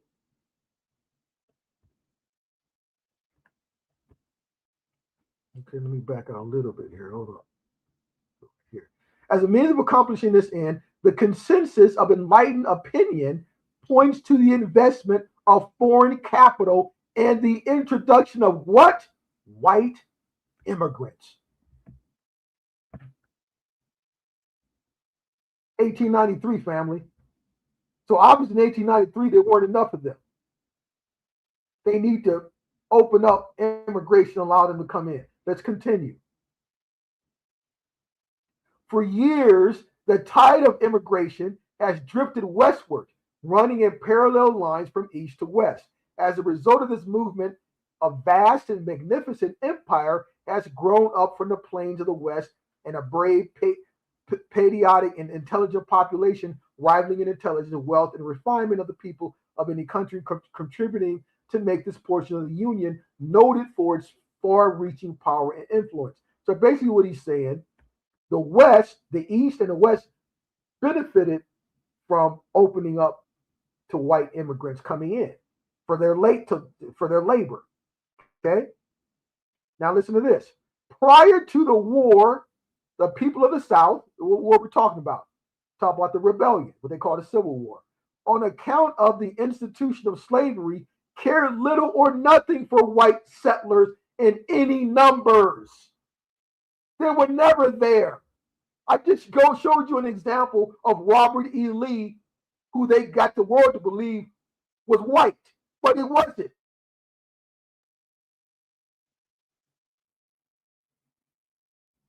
So prior to the war, they cared little or nothing for white settlers in any numbers.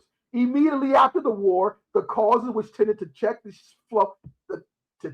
flow of white immigration to the South were many and manifest. Even after the war, they had barriers where they didn't allow a huge number of them immigrating into the southern states. The bitterness and prejudice of civil strife were deep and fresh in the mind of the people.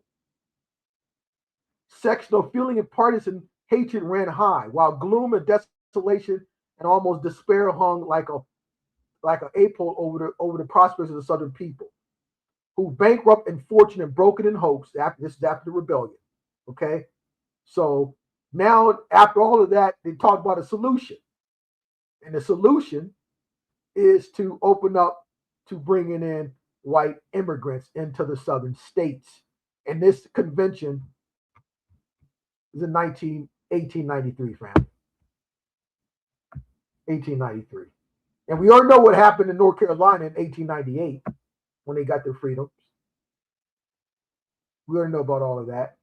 So everything you think you know, you've been caught up in a multiverse. You're in a different universe where the entire story of people in that particular universe has nothing to do with you, because we're not in our ancestral jurisdiction.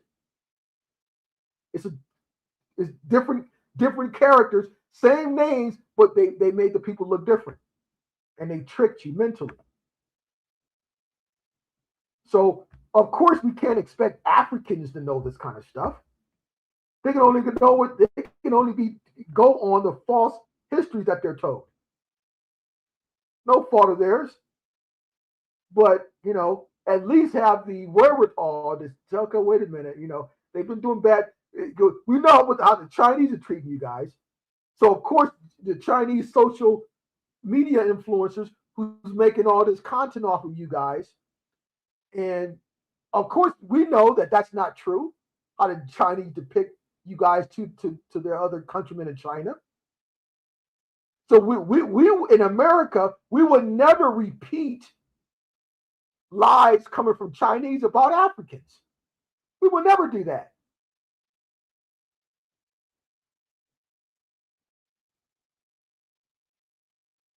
So you hear conversation with so-called blacks in British blacks versus what they call black Americans. What's going on here?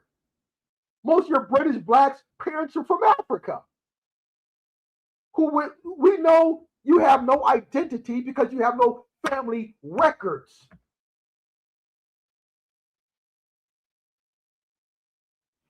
We are not African American. There's no African American on any of our family records. It's a new term that's not even 38 years old. But of course, you guys don't know that. But you have to learn here.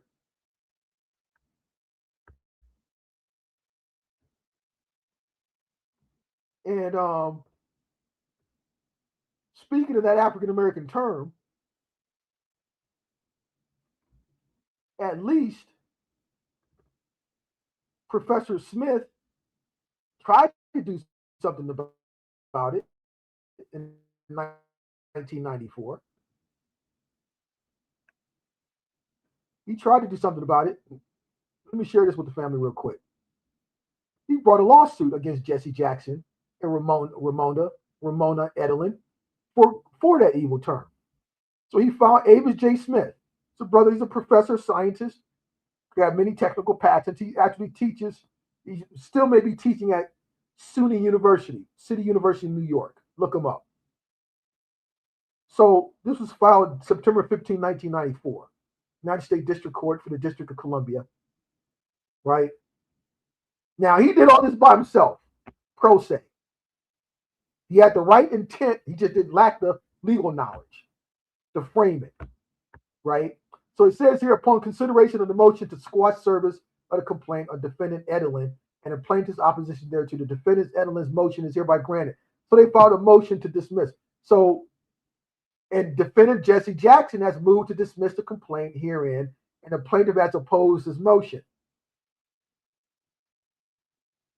Defendant, which is Jesse Jackson, correctly points out that the plaintiff, Smith, has not alleged any duty on the part of Jesse Jackson to the plaintiff.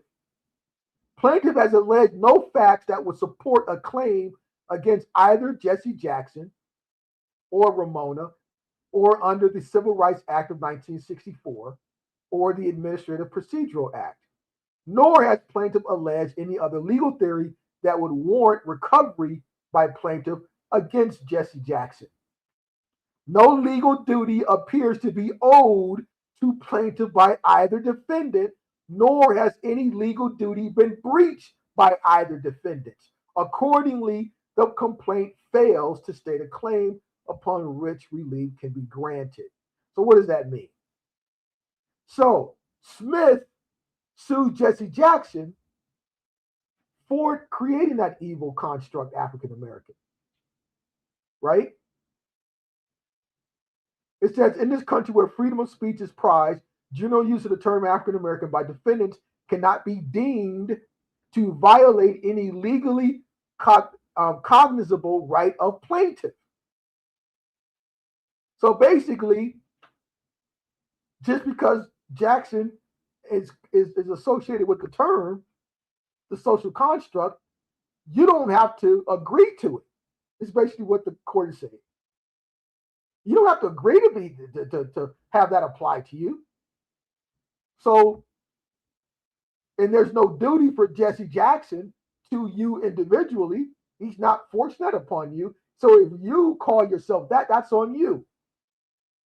So that's basically the situation. But he sued using the Civil Rights Act and the Administrative Procedure Act. He just did not frame his claim correctly. Right? But the court basically said it's not, it's you don't have to give it any life by agreeing to that. This is what the court basically said there. Here was his cover sheet here. This was his cover sheet. A. Smith, defendants Ramona H. Edelin and Reverend Jesse Jackson there.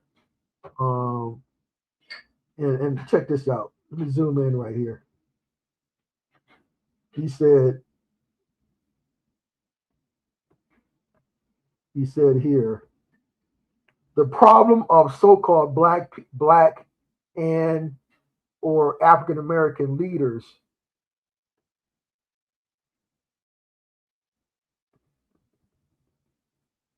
renaming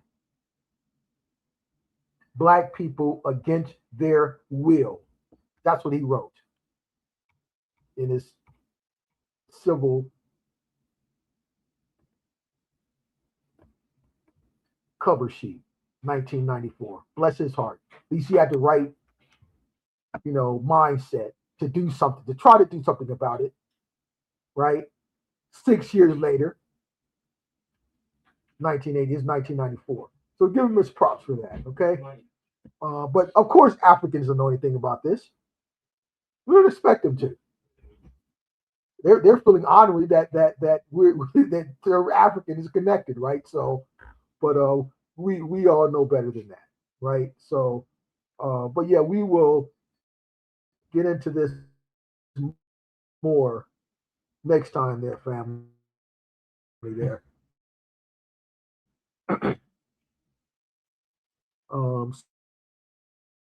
Now we will maybe next week have another one. Good night.